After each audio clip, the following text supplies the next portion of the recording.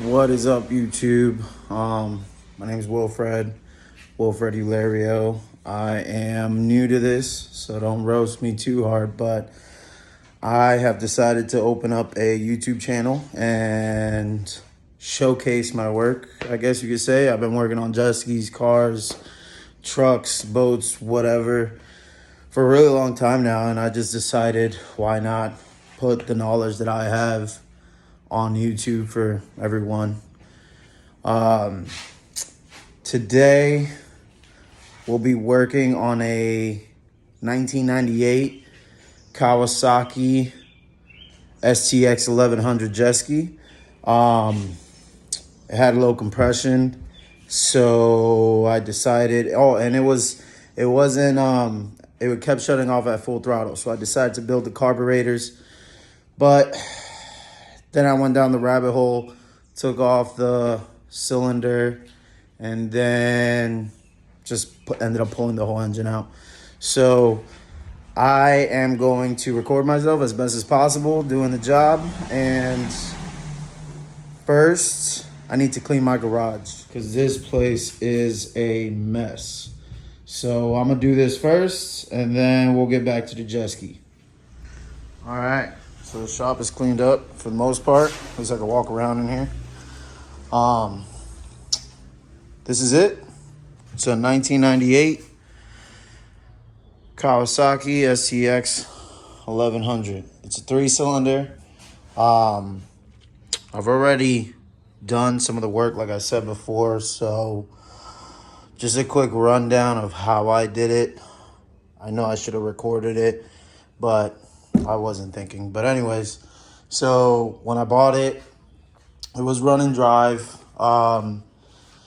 It came with the title, and it was running rough. So it only had about 95 to 100 psi on each cylinder, and these things are supposed to have anywhere from 100 to 115 or so. So at first I was like, well, let me do a fuel treatment. So I took out the fuel tank, but I didn't really take it out.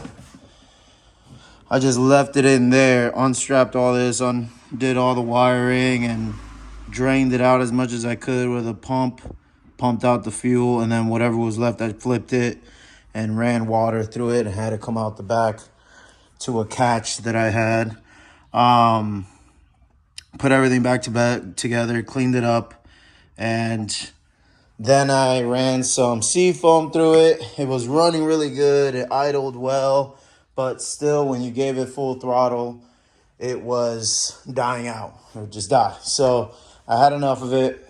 I pulled off the carburetors, and it sits on this side, 1, 2, 3, and it's just 2 bolts on each side that go all the way down, and on each carburetor. So I pulled those off, and then I pulled the carburetor system out. And then I was like, well, maybe I should change the rings. So, and then from there I just went down the rabbit hole, and I pulled the exhaust stuff off that comes from here, comes around this way, comes up, and then in to the cylinder, and then the cylinder holds the 3 pistons, and then you got, of course, your bottom end. I took off the exhaust, then I took off the cylinder. From there, I took off any water lines coming to it. I took off the wires coming off of the starter. And then from there, it literally pulls out. The axle going through to the impeller is just held there by the engine being mounted in. So once you unbolt the engine, 1, 2, and 3, and 4, you literally just slide it out. The axle comes out with it, and, it separates. It's just like a bushing that kind of holds the two in place. And then this is kind of the aftermath of it. Here's the axle. And like I said, it just kind of sits. So the engine will sit in these grooves once you put this axle in and then drop the engine in and slide it towards this, and then it'll just lock in place and you're good to go. And here's what that looks like on the engine.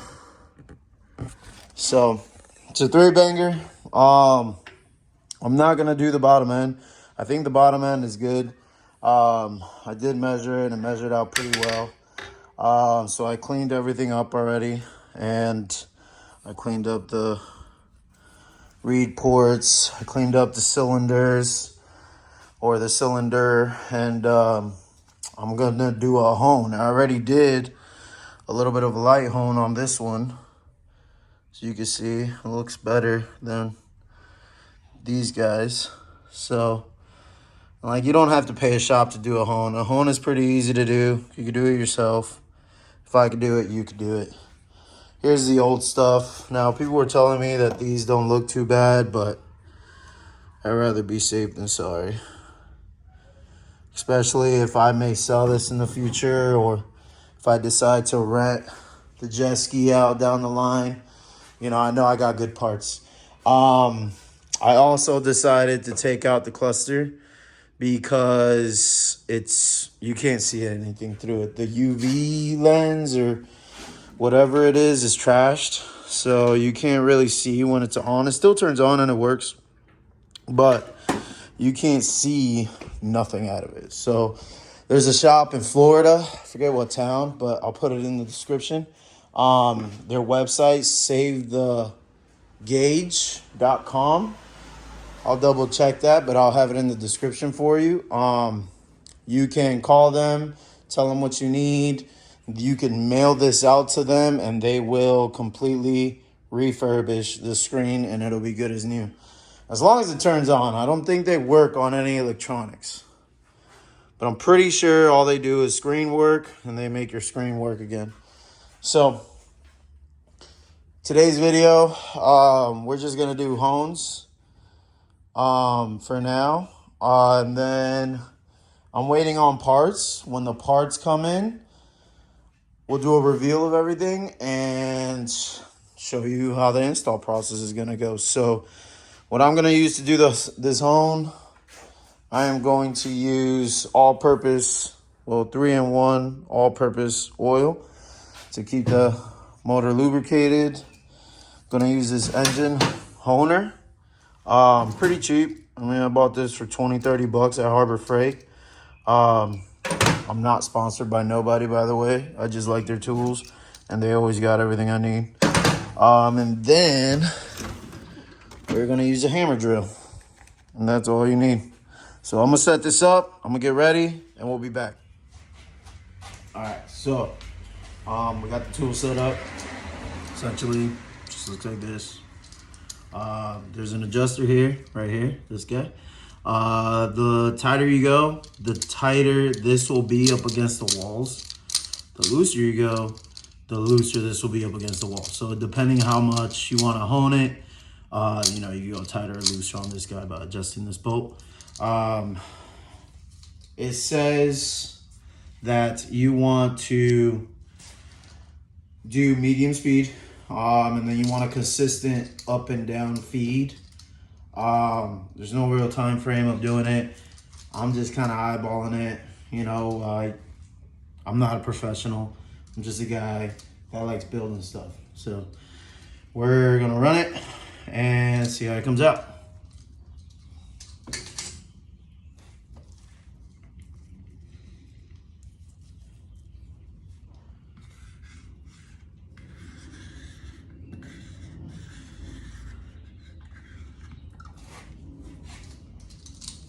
And I just like putting lube on these as well, just so I know we're getting good coverage over the whole thing.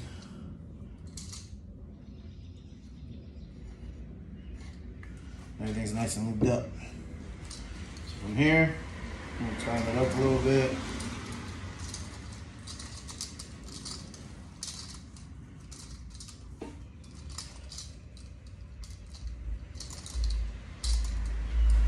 Close it,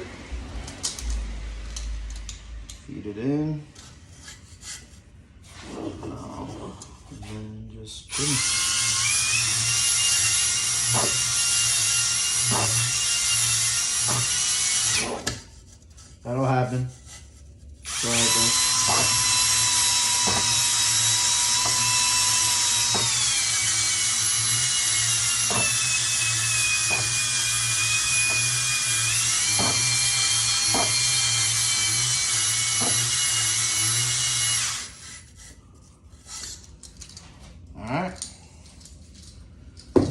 So I kind of been doing it in stages like that. I'll clean it, I'll check it. I'm just looking for the walls to be clean. I just want them to look nice and clean, have that X mark kind of all through the cylinder walls. And once that looks like that, I'm moving on to the next one. I'm not touching it after that. It's gonna go in the ski like that. So we're just gonna use some paper towels.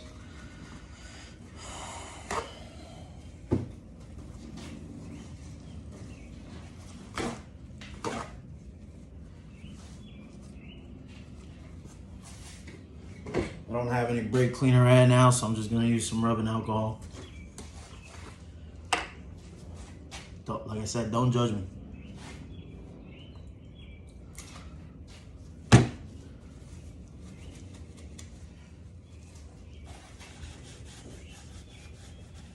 And essentially, what they say is you want this clean enough that when you go in with a clean rag, you want it to come back out clean, because it'll look like that after your passes.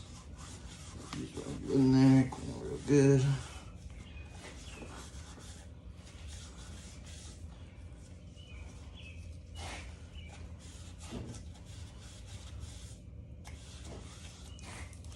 To the other side.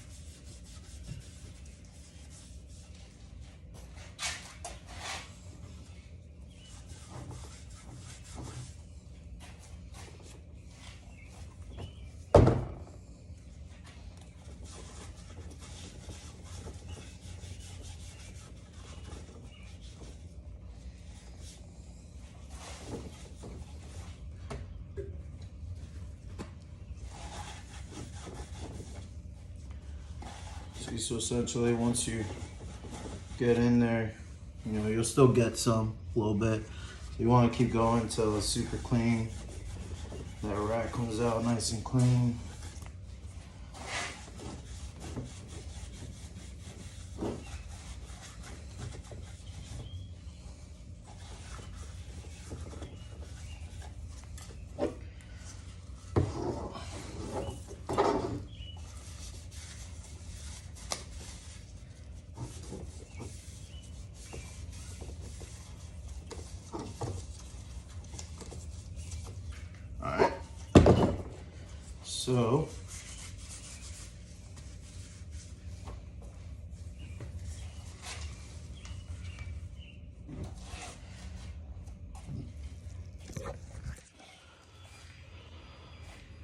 So that's what the home's supposed to look like.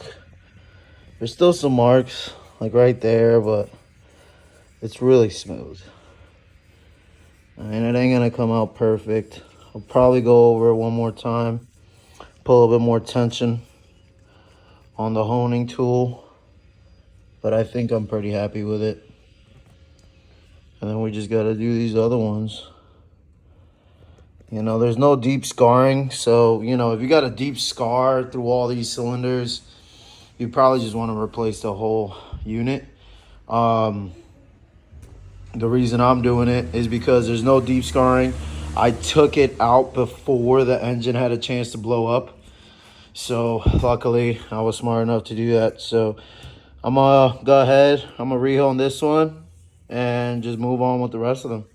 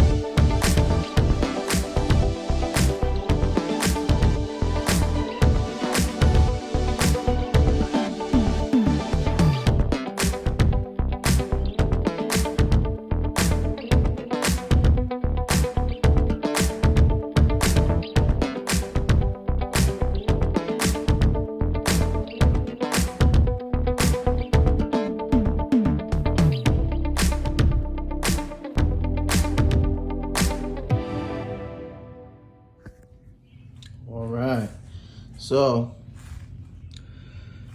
this is more or less the final result. Still got to do a little bit of cleaning, but way better than what it was. I'm happy with it. Still got these stripes, but it's sitting nice and flush all the way through.